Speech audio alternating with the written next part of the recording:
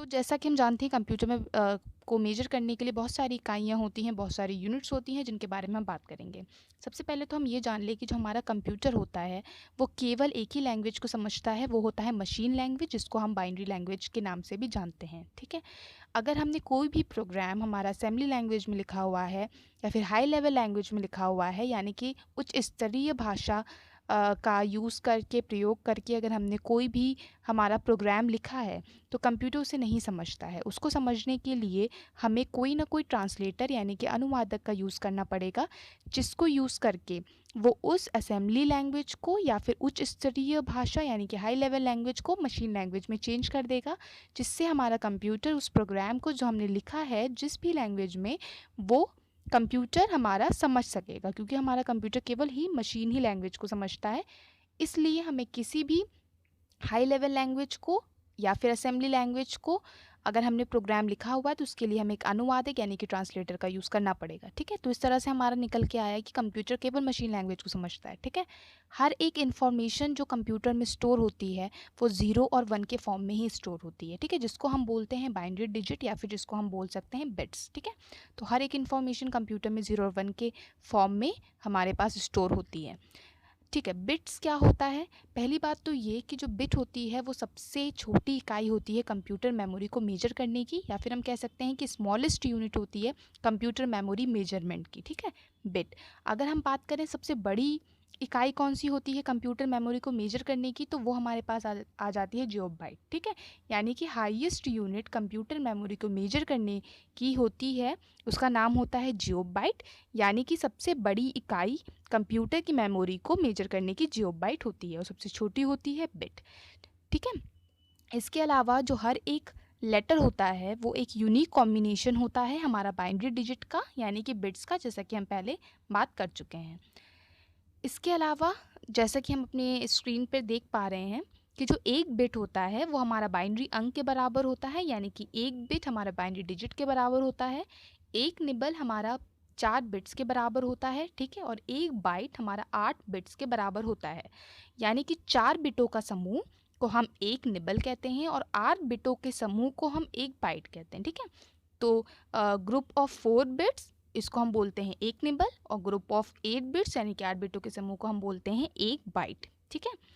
तो इस तरह से क्वेश्चन पूछे जा सकते हैं कि एक बिट किसके बराबर होता है? बाइनरी डिजिट के बराबर होता है। 4 बिट्स किसके बराबर होते हैं? एक निबल के बराबर होता है। 8 बिट्स किसके बराबर होते हैं? एक बाइट के बराबर होता है। या पूछ सकते हैं कि 4 बिटों के समूह को क्या कहते हैं, या ग्रुप ऑफ 4 बिट्स को क्या कहते हैं? तो निबल कहते हैं। उसी तरीके से 8 बिटों के समूह को क्या कहते हैं, या फिर ग्रुप ऑफ 8 बिट्स को क्या बोलते हैं? तो वो हो जाएगा आपके पास एक बाइट। ठीक है। और सबसे बड़ी इकाई यानी कि हाईएस्ट यूनिट हमारे पास आ जाएगी जियोबाइट। तो इस तरह से क्वेश्चंस जो हैं इन पे बन के आ सकते हैं हमारे कॉम्पिटिटिव एग्जाम्स में, जिसको हमने यहाँ पे बताया है। नेक्स्ट हम बात करते हैं कुछ और भी कंप्यूटर मेमोरी की इकाइयाँ यानी कि यूनिट्स होती हैं जो इम्पोर्टेंट है, जैसे कि 1 किलोबाइट जिसको हम बोलते हैं केबी, जो होता है 1024 बाइट्स की। उसके बाद आता है एक मेगाबाइट। ठीक है। जिसको हम बोलते हैं एमबी, जो होता है 1024 किलोबाइट की। फिर आता है एक गीगाबाइट जिसको हम बोलते हैं जीबी, जो होता है 1024 मेगाबाइट के।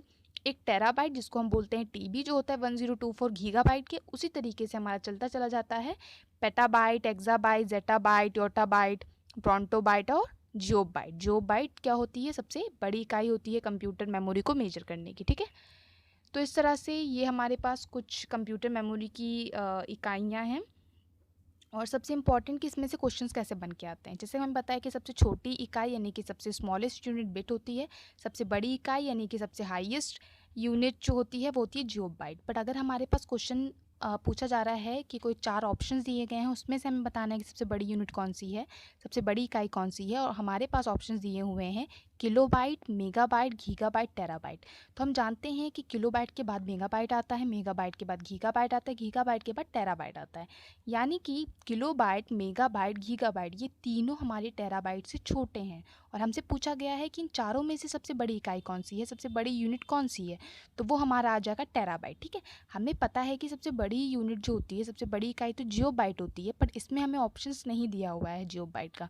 हमारे पास ऑप्शंस केवल केबी, एमबी, जीबी और टीबी के हैं। तो इसके अकॉर्डिंग हमसे पूछा गया है, तो हमारा आंसर जाएगा टेराबाइट। ठीक है।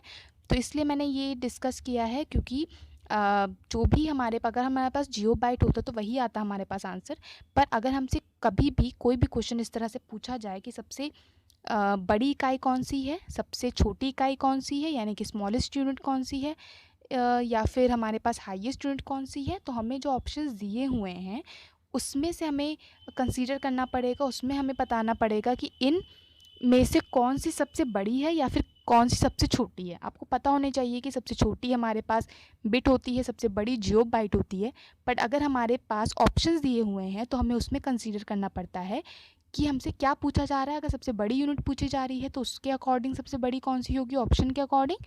उसी तरीके से अगर हमसे पूछा जा रहा है सबसे छोटी कौन सी होगी, स्मॉलेस्ट यूनिट, तो हमें अपने ऑप्शन के अकॉर्डिंग ही बताना पड़ेगा। ठीक है, तो इसलिए आपको ये चार्ट याद होना चाहिए कि किलोबाइट, मेगाबाइट, गीगाबाइट, टेराबाइट, इस तरह से ये चलता चला जाता है।